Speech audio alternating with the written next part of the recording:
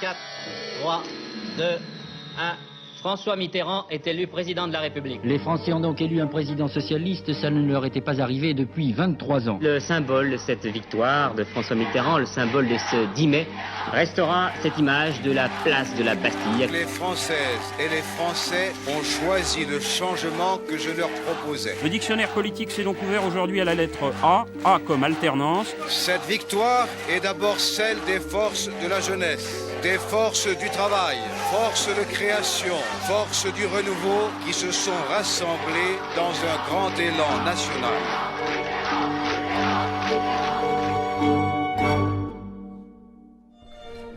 Autriche, Vienne, ambassade de France, 22 mai 1981, 21h.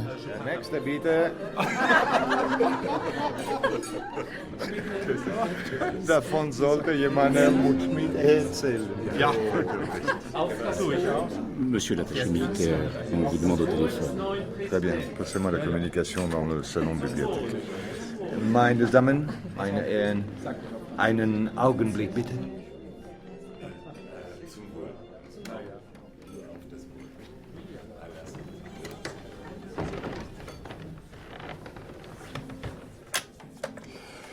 Hector Créange à l'appareil.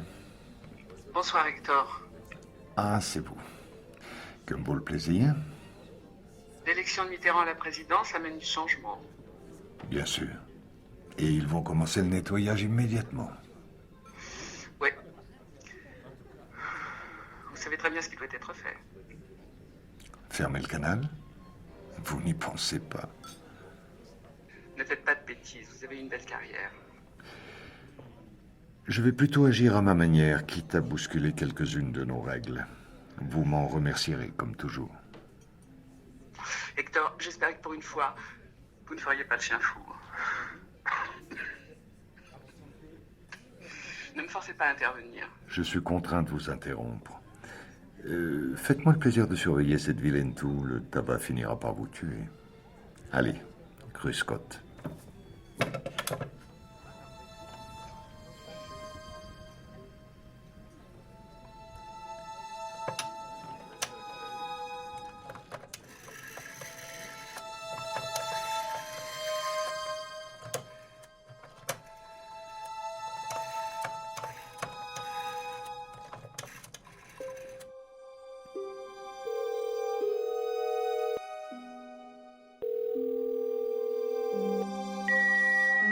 Hector Créange speaking.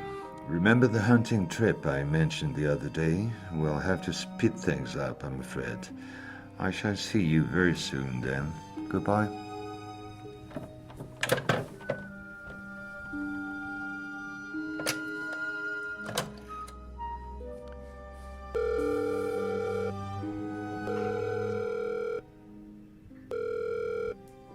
Conciergerie, bonsoir.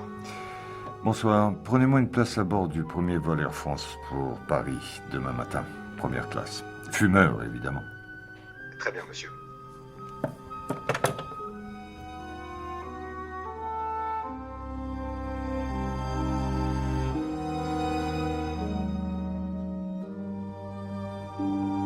Paris, brasserie La Strasbourgeoise, 23 mai 1981, 14h30. Salut Karim, désolé du retard. Bonjour, un express s'il vous plaît. Bien monsieur. Ton train part dans combien de temps? Dans 40 minutes. Il faut pas que je le rate. C'est le dernier de la journée pour Vienne. À l'UMA, c'était la guerre en conférence de rédaction. Comme prévu, la dissolution de l'Assemblée a foutu un bordel monstre. Roland est pour l'apaisement. Le service politique, ça grince des dents. En tout cas, la gauche au pouvoir, on l'a voulu, on l'a. Tu m'étonnes. J'ai pas ressenti une excitation collective comme ça depuis le programme commun en 72. J'ai du mal à imaginer comment le PS va pouvoir se passer de nous. Benoît, j'aimerais bien discuter avec toi toute la journée de l'ancrage à gauche du PS, mais il fallait vraiment que je te parle d'un truc important avant de partir. Et en dehors du journal. Ok, c'est quoi ton affaire? Nos camarades soviétiques ont planqué des missiles SS-20 dans un sous-bois à la frontière austro-slovène? Benoît, s'il te plaît. J'ai reçu par courrier un dossier d'une source anonyme. Je l'ai entièrement épluché. C'est une mine d'or sur les exactions françaises pendant la guerre d'Algérie. La guerre d'Algérie? De nouvelles preuves sur le recours systématique à la torture. Des gens qui ont donné des ordres directs en 59, quand mon père a été tué. Karim, Je connais l'histoire de ton père. Il faudra encore des années pour que tout sorte. Et notre journal, ton journal, a fait sa part avec courage. On a été interdit de kiosque, le siège a failli flamber, mais le boulot, on l'a fait. Benoît, on n'est pas en congrès. Mon père a été torturé. Il est mort sans raison et sans dignité. J'ai même pas vu son cadavre. Mon sujet réveille des fantômes, c'est ça? Mais tant mieux. C'est mon boulot de journaliste. Attends, les Français viennent d'élire Mitterrand. C'est historique pour notre famille politique. Pour les camarades de la base. On va avoir des ministres à nous au gouvernement, t'imagines? C'est ça que j'aimerais que tu documentes. L'attente, l'espoir de changement. J'insiste, j'ai vraiment du solide. Bon, y a quoi dans ton dossier? La piste d'un militaire devenu diplomate. Son nom? Hector Créange. Actuellement attaché militaire à l'ambassade de France en Autriche. Apparemment, ce type sait énormément de choses. Donc t'as déterré un énième barbouze qui t'allait se planquer en Autriche plutôt que dans le sud. J'ai potentiellement un énorme scandale d'État. Ça remonte jusqu'à Mitterrand. Et ça mouille beaucoup de monde. Oh, bordel, on s'en fout de déterrer les vieilles affaires sur Mitterrand. Benoît! S'il y a un truc à déterrer sur lui, autant que ce soit par nous. Par nous, je veux dire l'humain. Les camarades du parti. Votre express. Merci. Je sais pas exactement ce que tu vas trouver là-bas. Ça me paraît étrange d'aller se confronter à un type qui a l'immunité diplomatique. Au mieux, tu vas te faire jeter, au pire, ils vont compléter ta fiche au RG. Mais bon, ok. Ces informations, il vaut mieux que ce soit nous qui les ayons. Rapport aux futures négociations autour de la composition du gouvernement. Je te couvre. Mais je suis la première et la dernière personne à qui tu parles de ça. C'est compris?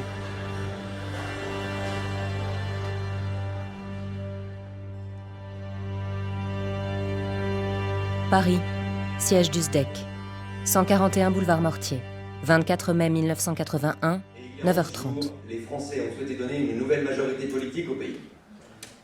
Je sais que parmi vous, certains sont hostiles à ma prise de fonction, comme ils sont hostiles à l'alternance démocratique. Le président François Mitterrand, en me nommant à la tête du service de documentation extérieure et de contre-espionnage, m'honore de sa confiance. À moi désormais de gagner la vôtre. Civils ou militaires, clandestins ou officiels, vous êtes tous des fonctionnaires au service du renseignement français. François Mitterrand incarne la continuité de l'État et les opinions personnelles ne doivent pas nuire à l'accomplissement de nos missions. Nous démontrerons par notre loyauté et notre action que le SDEC, partout et toujours, est au service de la France, une et indivisible. Je vous remercie.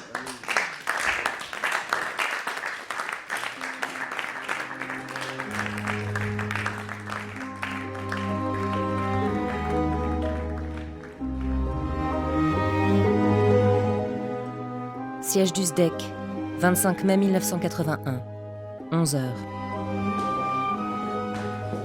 Le SDEC s'est comporté jusqu'à présent comme la succursale d'intérêt politique, colonel.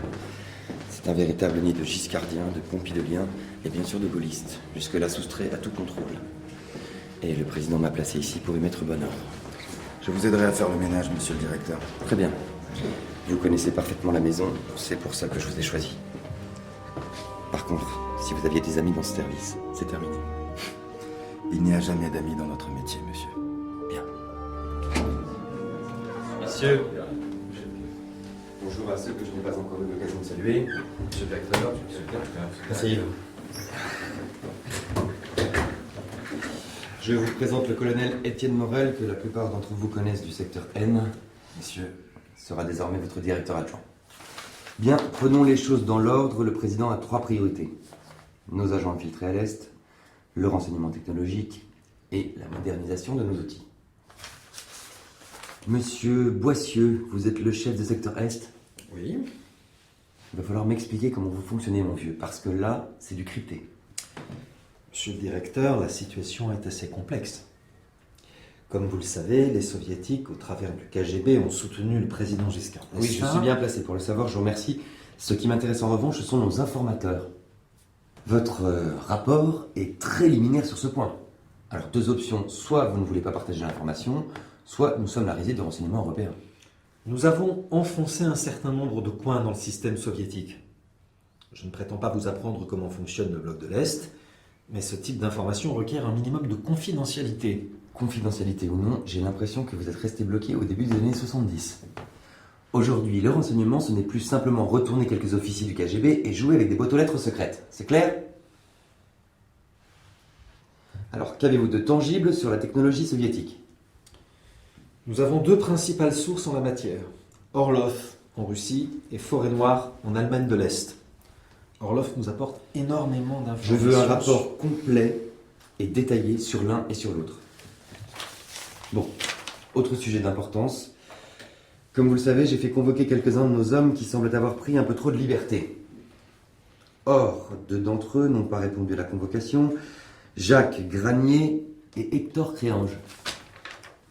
Granier vient d'atterrir à Roissy. Il sera dans nos locaux dans moins d'1 heure. Bien.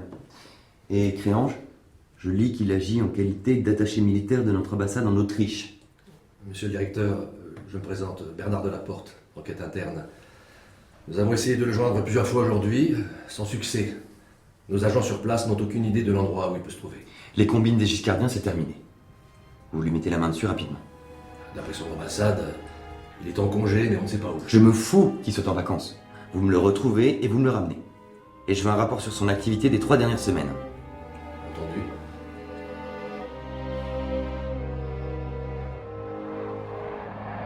États-Unis, Burbank, siège de Lockheed, 25 mai 1981, 10 heures. Hello, come on in. Good morning, I'm Jeanne Evans.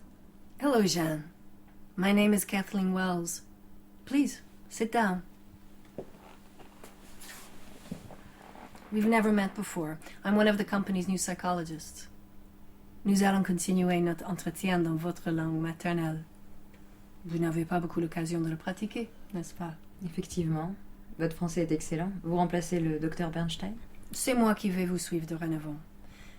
J'ai étudié votre dossier. Racontez-moi comment vous êtes arrivé chez Lockheed.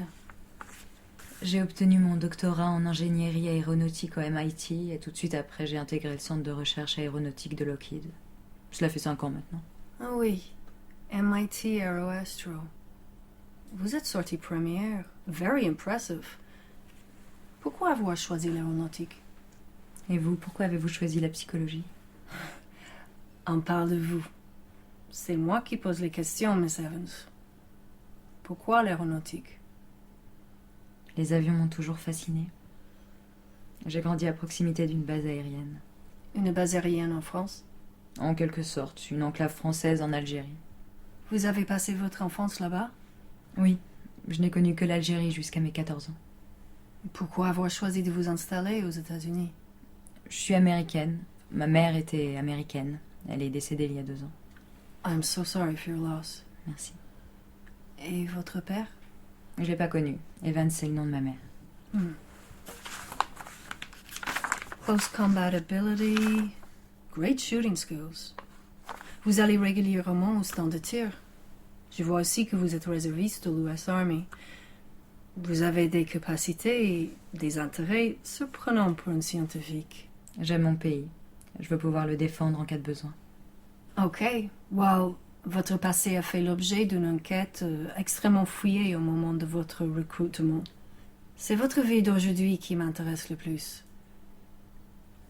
Vous avez 30 ans, célibataire, sans enfant. C'est toujours exact? Oui, je vis seule. Vous fréquentez quelqu'un? Pas vraiment, pas en ce moment.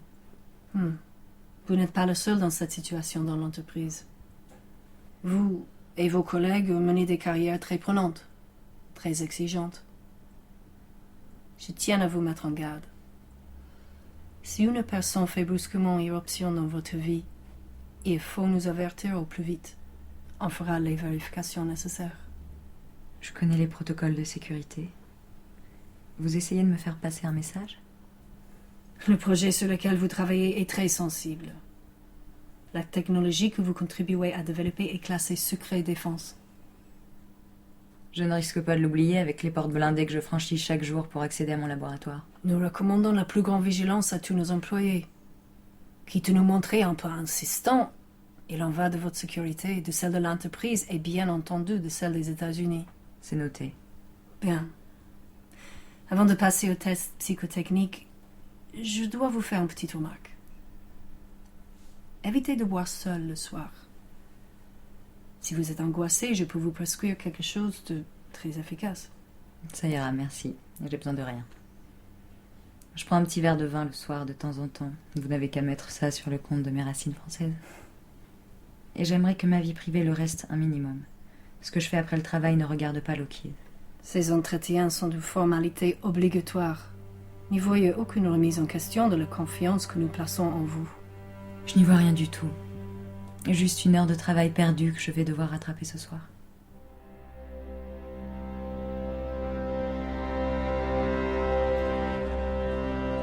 États-Unis, Burbank, librairie Once Upon a Time, 19h32.